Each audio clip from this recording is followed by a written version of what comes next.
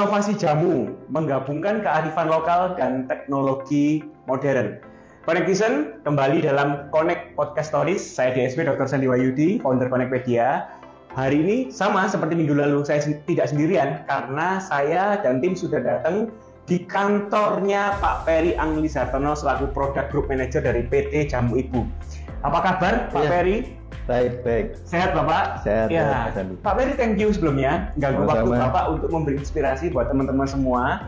Teman-teman, Jamu Ibu ini sudah berdiri sejak 1910 oleh pendirinya Ibu Tan Suan Myo. Beliau yang duduk di sini ya bersama putrinya.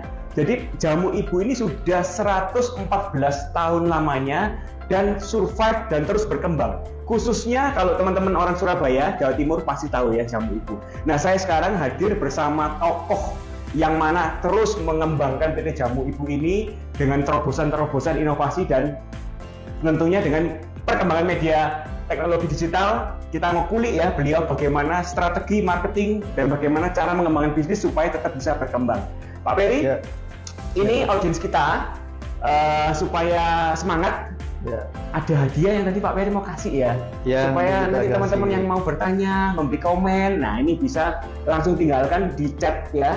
Kita live di dua akun Connectpedia, Instagram dan akun dari Jamu Ibu. Jadi teman-teman semua supaya interaksinya menarik ya, kita kasih buat teman-teman semua yang mau bertanya ke Pak Peri, bisa chatkan, nanti tim saya bisa bantu sampaikan, kita bisa bertanya ke beliau. Sebelumnya Pak Peri, ini tantangan bisnis Pak, tidak semakin mudah kelihatannya Pak ya. Pergantian kepemimpinan, kebijakan-kebijakan yang baru, tentunya membuat bisnis Bapak ini kan harus beradaptasi. Kira-kira tantangan apa yang terbesar yang Bapak hadapi sekarang Pak? Untuk bisnis jamu ini ya? Ya. Jadi kalau bisnis jamu ini tantangannya itu ada 4 Pak. Ada 4, itu biasanya kita singkat sebagai 4C. 4C? Wah ini menarik ini. Nah, singkatannya saya paling suka Pak. Mudah dihafal kan ya Pak? Jadi 4C itu apa aja? Yang pertama adalah persepsi, yang kedua itu regenerasi, yang ketiga sosialisasi, dan yang keempat itu regulasi. Bisa diulangi Pak, buat Connectizen yang ingin ini yang mencatat mungkin Pak. Ya, jadi bisnis jamu ini tantangannya ada 4. Biasanya kita singkat 4C. Jadi yang pertama itu adalah persepsi, yang kedua regenerasi, yang ketiga sosialisasi, dan yang keempat itu regulasi. Ya. Regulasi ternyata masuk ya Pak ya? Masuk. Kenapa kok bisa si yang keempat ini kan eksternal side ya Pak ya? Sisi eksternal dari perusahaan Bapak kan ya? Sepenting apakah regulasi buat teman-teman semua? Ya, karena produk jamu ini kan produk kesehatan. Jadi memang peraturannya memang banyak dan itu fungsinya memang untuk keamanan ya, keamanan bagi konsumen. Jadi contoh misalkan kita mau bikin satu produk baru itu harus izin ke Badan POM yang pertama. Kalau kita mau mengkomunikasikan produknya lewat radio, stiker, poster dan sebagainya itu juga harus izin ke Badan POM lewat online, namanya Sireka. Nah, cuman dari 4 tantangan ini yang paling berat itu adalah yang pertama. Nah, yaitu persepsi. Itu yang paling berat. Karena apa? Biasanya kalau kita diundang ke kalangan anak muda ya, kampus dan sebagainya, selalu saya tanyakan, apa sih persepsi kalian ketika saya menyebut kata jamu? Nah, biasanya mereka selalu ngomongnya pahit gitu ya. Nggak keren, produk orang tua, nenek moyang dan sebagainya. Nah, dari persepsi yang cenderung masih negatif itu, maka regenerasinya terpengaruh Pak. Regenerasinya jadi macet ya. Dari mulai regenerasi konsumen, produsen sampai yang jual. Itu. Connectizen, rekan-rekan semua, saya itu pernah minum jamu Ibu dan nggak pahit loh Pak. Nah, produk yang saat ini ada itu kan tidak pahit yang seperti zaman dulu kala Pak. Betul ya? Betul.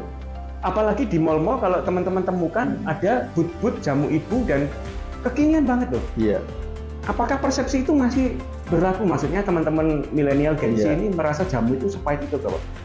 Jadi gini, memang karena kita tahu bahwa persepsi itu adalah tantangan yang berberat, maka di generasi keempat, ya, Bapak Stephen Walla, jadi beliau mulai berpikir bahwa kalau jamu ini dipersepsinya masih sebagai produk orang tua, kuno dan sebagainya, maka nanti generasinya bisa maju.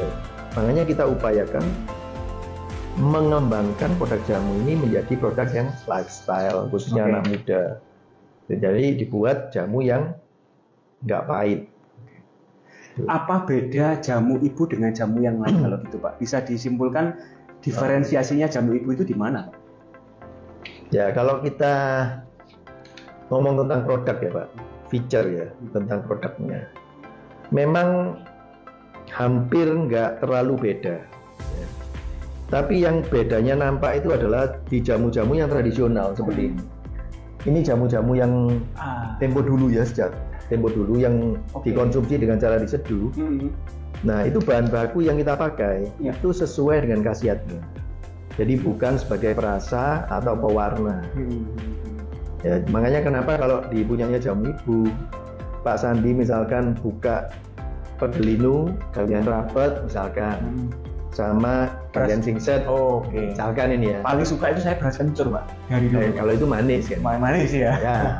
Nah, kalau ketiga itu misalkan dibuka, maka aroma, warna, rasa itu beda-beda.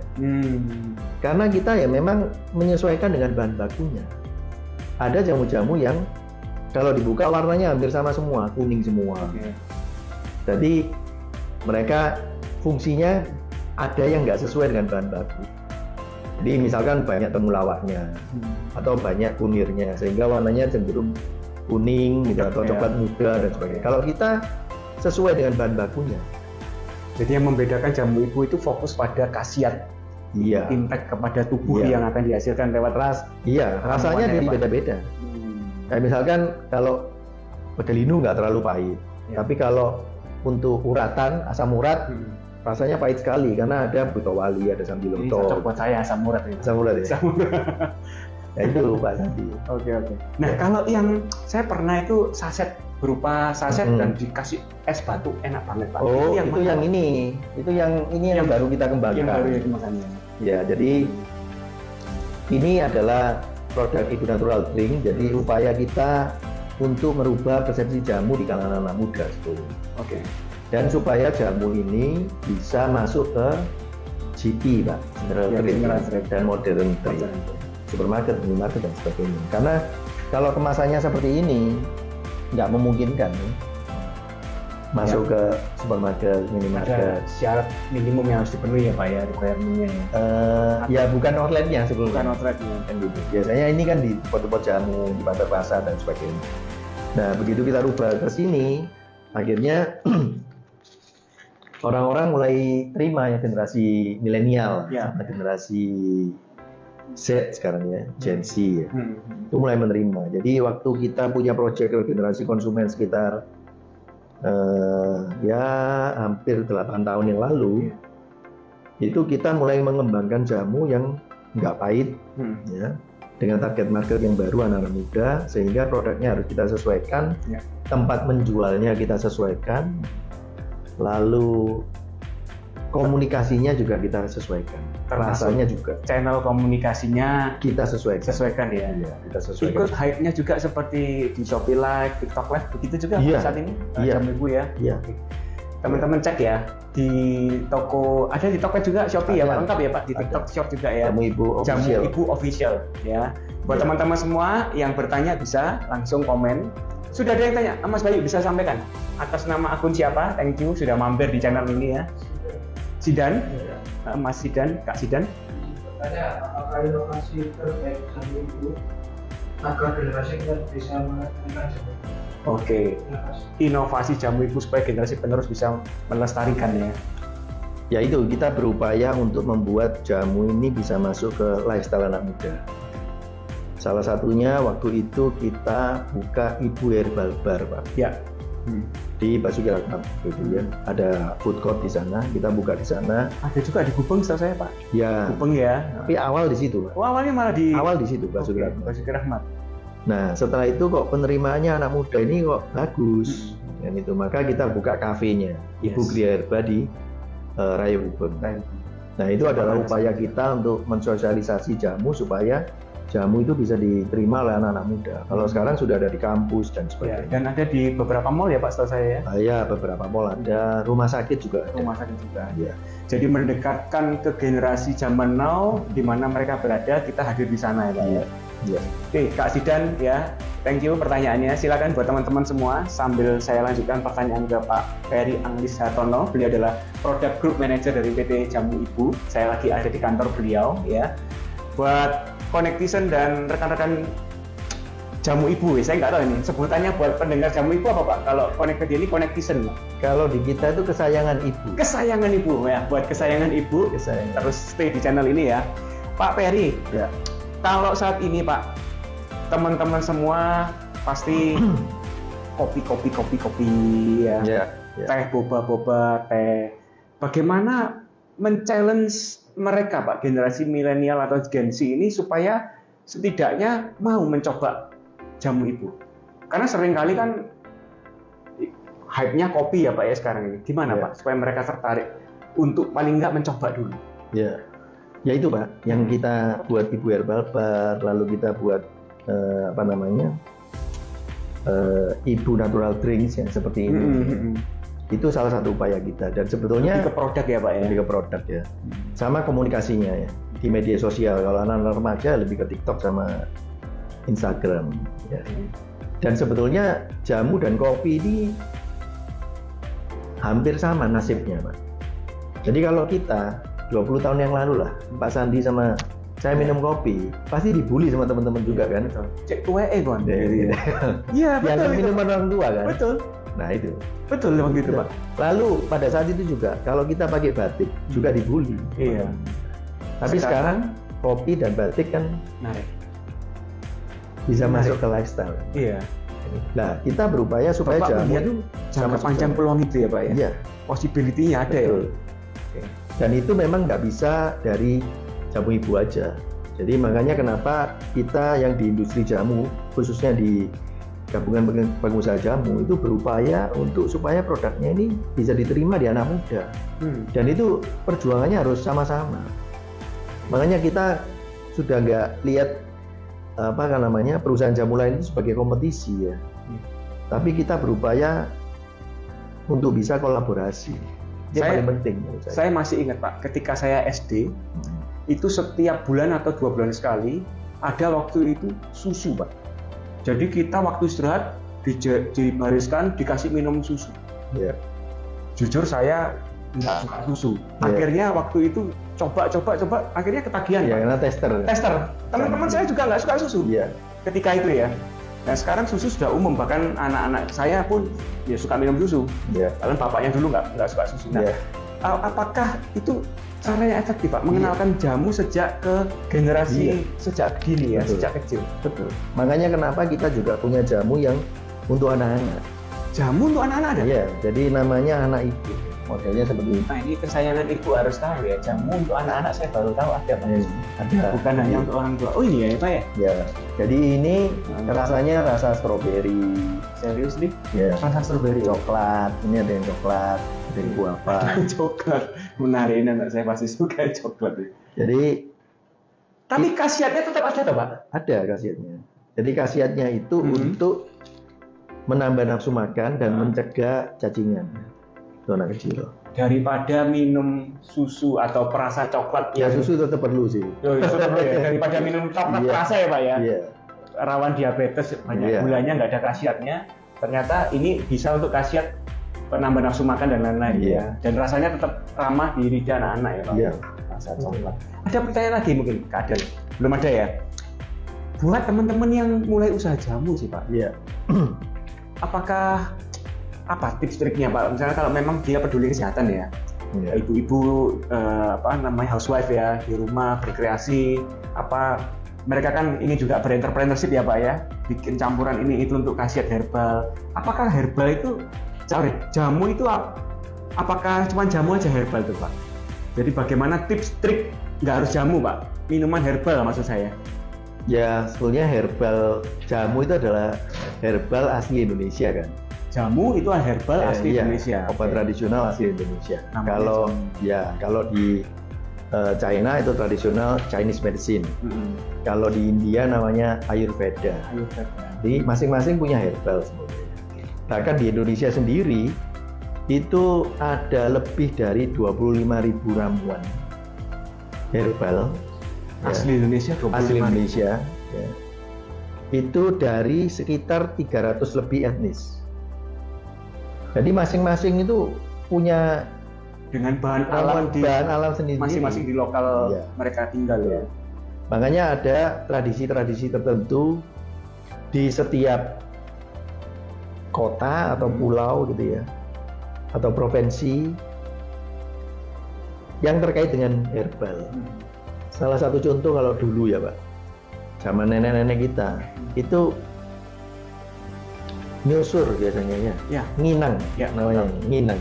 Nenek saya kapur siri, betul ya? Nenek saya. Nah itu giginya malah lebih kuat dibandingkan kita yang gosok gigi. Nah itu salah satunya. Jadi banyak yang berarti nggak harus diminum, ditelan? Nggak harus ya. Jadi misal dioles di tubuh, itu termasuk herbal juga? Iya. I see. Jadi kayak lulur, tapel, pilis itu kan juga herbal juga, jamu juga. Tapi tidak diminum ya, itu juga masih kategori yang sama ya Pak? Kategori yang sama.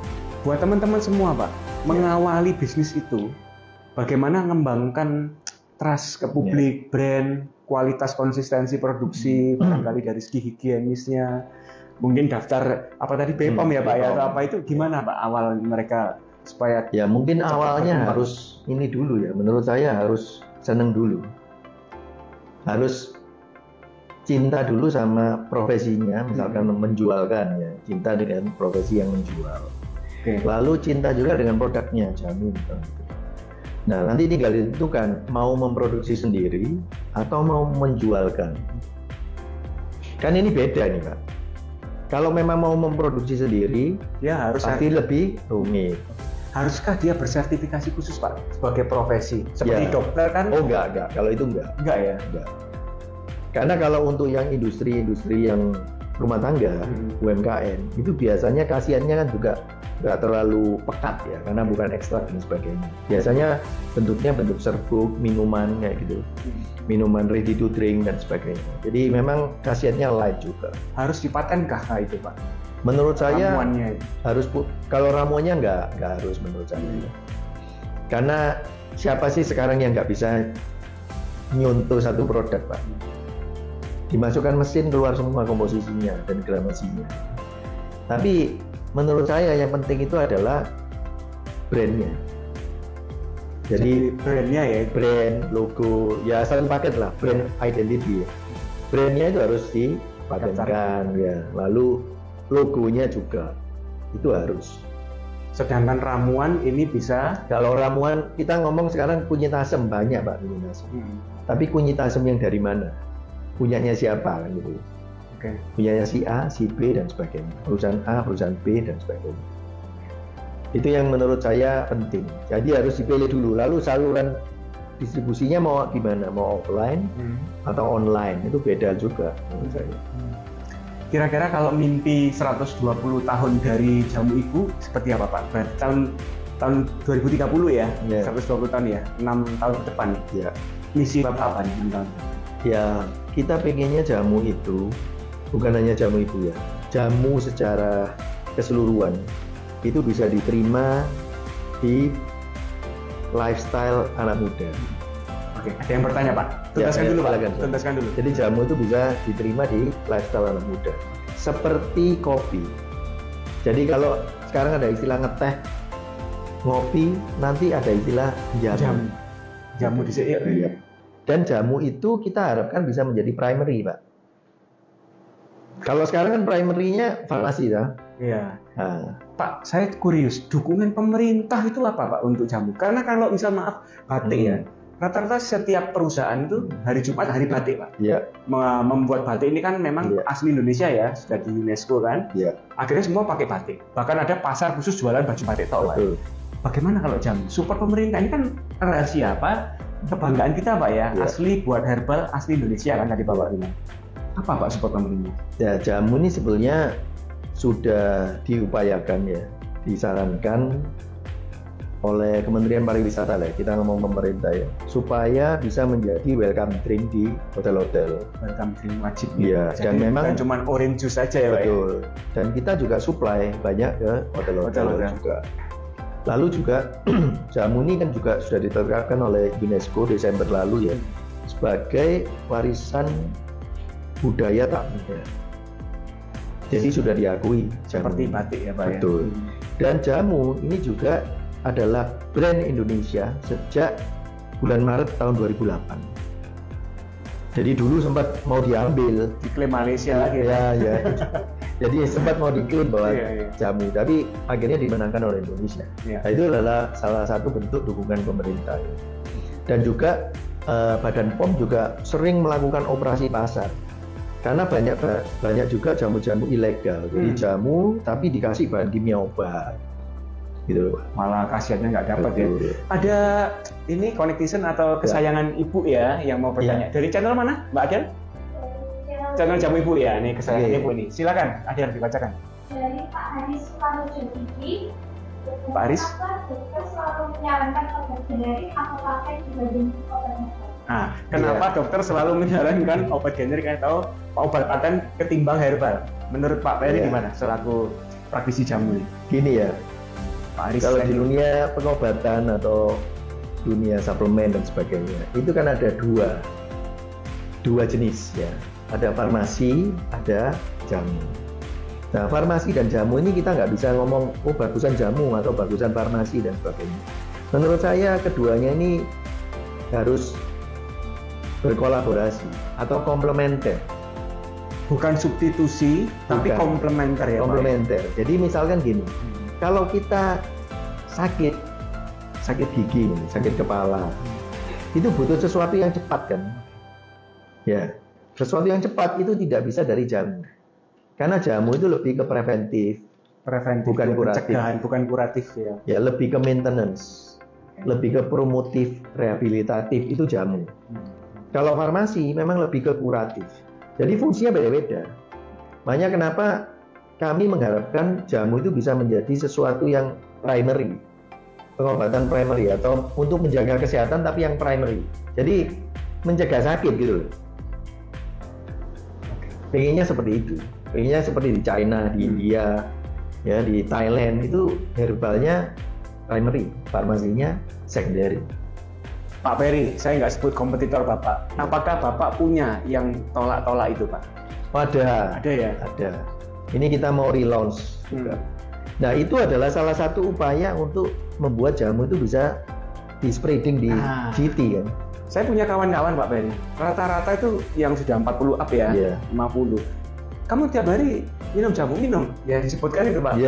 Nah, apa ketergantungan, saya bilang gak ketergantungan, badan lebih fit, gak mudah masuk angin katanya. Nah, itu bagus ya, berarti sudah mulai diterima kan oleh kalangan tertentu. Diterimanya bisa karena macam-macam ya, karena persepsi, karena promosi yang masif dan sebagainya, karena memang juga berkhasiat dan sebagainya. Nah, kalau ada yang seperti itu, malah kita ini lebih enak pelaku industri yang lain ya. Berarti jamu bisa diterima dan jamu bisa sebesar itu, bisa ada khasiatnya juga, supaya masyarakat juga semakin percaya. Baik. Connectivation, kesayangan Ibu, inovasi jamu menggabungkan kearifan lokal dan teknologi modern. Kita ada di Connect Podcast Stories ya, bersama Bapak Peri Anglis Hartono, Beliau Product Group Manager PT Jamu Ibu. Buat teman-teman yang masih belum komen, ya belum bertanya, silakan, masih ada waktu. Akan ada hadiah. Ada lagi? Ada hadiah dari Pak Peri untuk teman-teman semua. Ya, silakan Mbak Adel. Dari channel mana? Pertanyaannya apa? Dari Kak siapa? Connectivation ya, ini dari channel Connect Media ya. Oh, kasih dan lagi. Oh, ini kasih dan lagi nih, aktif nih. Kenapa untuk jamu yang aman, apakah boleh konsumsi setiap hari dan kapan? Oke. Kak Sidan bertanya, saya ulangin Pak Peri, apakah bisa dikonsumsi jangka panjang dan setiap hari? Untuk jangka panjangnya itu adakah efek khusus Pak? Efek negatifnya? Ya, tergantung jamu apa yang dikonsumsi dalam jangka panjang. Tergantung. Berarti bisa ada efek negatif juga ya Pak? Ya, kalau tidak sesuai. Makanya kenapa ada khasiat, ada aturan pakai kan karena itu. Oh, tetap herbal pun kalau itu melanggar dari aturan pakai akan ada efek negatif juga ya. Makanya kenapa kalau kita ngomong jamu yang bentuknya serbuk ini, khasiatnya memang lebih tinggi dibandingkan dengan yang ini. Ya, khasiatnya karena kita ekstrak semua, termasuk yang bentuk kapsul-kapsul ini. Khasiatnya lebih pekat.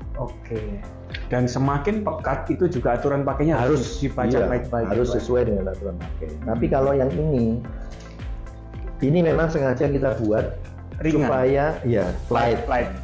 Supaya bisa dikonsumsi sehari-hari. Jadi nanti kalau dia untuk konsumsi sehari-hari seperti teh dan kopi, konsumsinya ini. Tapi kalau untuk suplemen kesehatan, untuk menjaga kesehatan, misalkan daya tahan tubuh dan liver itu bisa Burmino misalnya seperti itu. Saya tertarik Pak, apakah bisa dicampur dengan teh atau dengan minuman lain gitu bisa ya? Bisa. Jadi nggak ada efek sampingnya ya? Misalnya dia campur-campur rasa sendiri? Nggak apa-apa Pak. Nggak masalah? Iya. Yang penting ya jangan terlalu banyak ya. Minumnya apapun yang terlalu banyak, kita minum air pun terlalu banyak juga berlebih juga bahaya. Jadi kalau di kafe kita Ibu Gerba ya. Jadi jamu-jamu kita ini ada beberapa kategori. Ada yang original, jadi ini langsung kasih air, langsung diseduh. Ada juga yang seri jus, jadi campur dengan buah. Tapi kita juga punya yang seri kopi, kita punya. Ada tutorialnya Bapak bikin? Misalnya cara mencampur ini dan ini hasilnya ada ya tutorialnya? Itu kita edukasi lewat TikTok dan sebagainya. Akun TikTok Bapak bisa sebutkan atau channel-channel supaya teman-teman Jamu Ibu.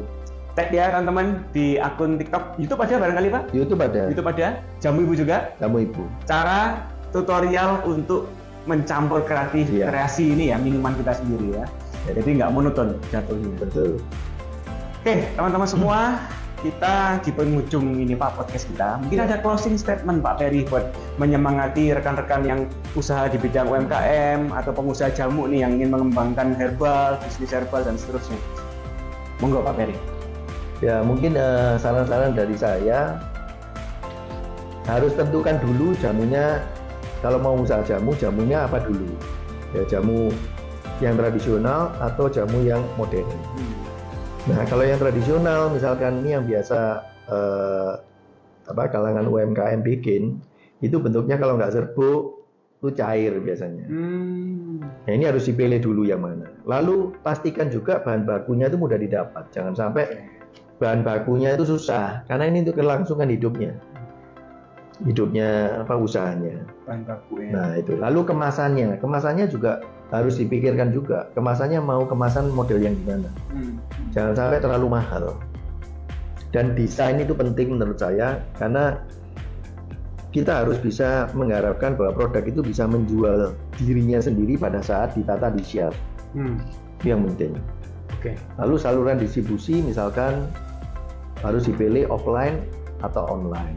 Kalau offline tentu hubungannya sama stok, lalu konsinyasi misalnya titipan atau kredit dan sebagainya.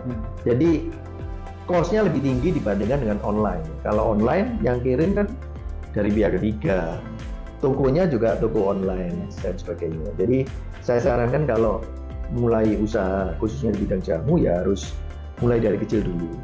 Tapi yang penting itu legalitasnya ya. Kalau di UMKM itu regulasi tadi Bapak bilang ya. Iya. Itu PIRT nomornya. Tapi kalau sudah skala industri itu biasanya POM-TR. TR. Ya POM-TR. Itu kalau sudah boleh tahu singkatan TR. Tradisional. Ya. Jadi obat tradisional. Jadi menurut saya ya jamu-jamu yang bisa dikonsumsi sehari-hari itu yang memungkinkan omsetnya bisa gede. Boleh kasih contoh yang favorit masyarakat apa Pak? Biar teman-teman mungkin yang mau langsung bikin usaha fokus pada satu jenis minuman ini. Ya favoritnya biasanya pelangsing ya. Oh pelangsing ya? Ya contoh buat ibu-ibu ini? Ya kunyit asam. Kunyit asam ya. Bisa. Tapi kan bisa dikasih brand yang beda. Kalau buat muscle Pak? Belum ada. Belum ada ya? Masih protein. Protein ya nggak bisa jamu. Tapi kalau untuk stamina-nya ada.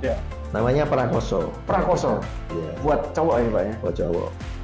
Oke. Ada. Buat cowok ada, buat cewek ada. Iya. Buat adik-adik, anak-anak pun ada. Ada. Oke. Baik. Ya. Inovasi jamu menggabungkan kearifan lokal dan teknologi modern. Teman-teman semua, terima kasih sudah stay di podcast Connect Stories ya. Nanti tim kami akan kontak DM ya, teman-teman yang tadi sudah ikut komen, ada beberapa nama ya, bisa klaim hadiahnya nanti setelah acara ini ya. Pak Peri, terima kasih banyak ya, waktu Bapak. Pak Sandi. Semoga podcast kita ini bisa menginspirasi teman-teman semua. Oke, see you di Connect Stories berikutnya. Bye. Ya. Thank you. Terima kasih.